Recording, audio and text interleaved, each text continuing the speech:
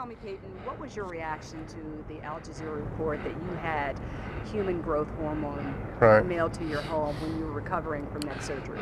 Well, I think I rotate, Lisa, between being angry, furious, on and on, but disgusted is really how I feel, sickened by it, that I'm not sure I understand how someone can make something up about somebody, admit that he's made it up, and yet it somehow gets published in a story.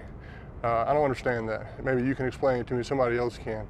So it's completely fabricated, complete trash, garbage.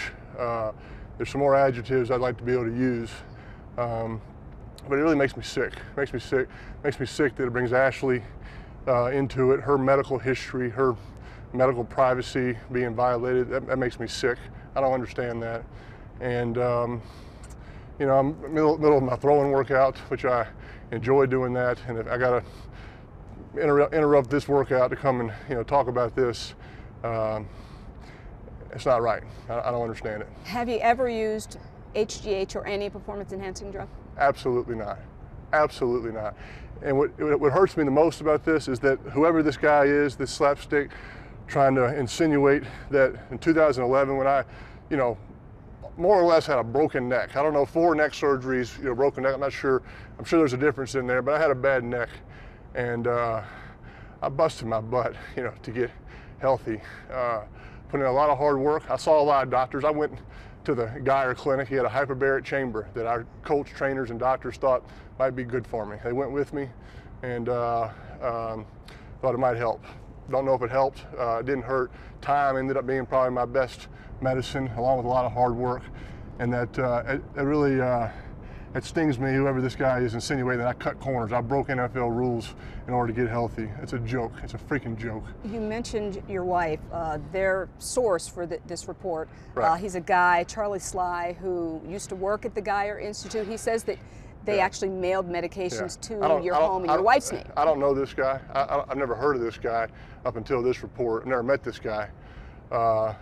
Any medical treatments that my wife receives, that's her business. It has nothing to do with me. Nothing that's ever been sent to her or my wife has used have I ever taken. Absolutely not. I have my treatments that I do. She may have hers, and that's her business.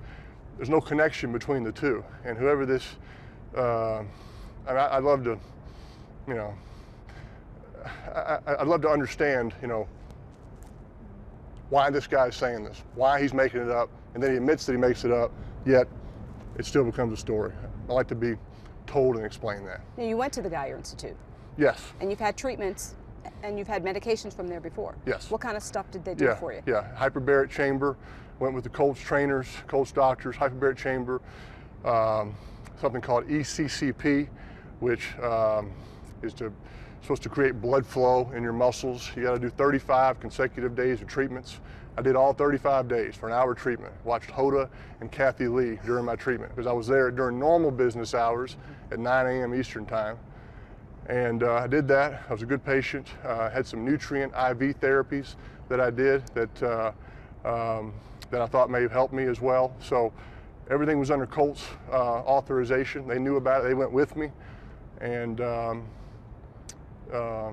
anything else this guy's insinuating, complete garbage. So in this age of PED use that we live in, we've seen all the athletes accused. We've seen many of the athletes deny. Yeah. We've seen many of them eventually admit. Right. So right or wrong, the cynicism is there for us. So what do you want to say to the little kid waking up hearing this about Peyton Manning? I can't speak for any other athlete. I know what I've done. I know how hard I've worked during my 18 years of playing in the NFL. There are no shortcuts in the NFL. I've done it the long way. I've done it the hard way. To insinuate anything otherwise is a complete and total joke. It's defamation, and it really ticks me off. Your initial reaction when you heard about this, your initial reaction? Like I said, sick, disgusted. Makes me want to, just can't say it on TV, but makes me sick, makes me nauseous. How do you plan to fight it? I plan to go throw today, a little bit harder. My ball has a little extra heat on it today. I got some built-up anger, as you might understand, and try to do what I can to help the Broncos get a win tomorrow night. I'm moving on. I'm not losing any sleep over this report this slapsticks, lies, and keep my head above it and keep pressing on, trying to get healthy, try to get back out on the field next week and practice with the team and go from there. Can I ask you a couple football questions? Sure. How's the foot feeling right now? I had a good week, to tell you the truth. This is my 4th day throwing, and haven't had any setbacks, which is encouraging. I had some soreness last week toward the end of the week, and I haven't had that this week.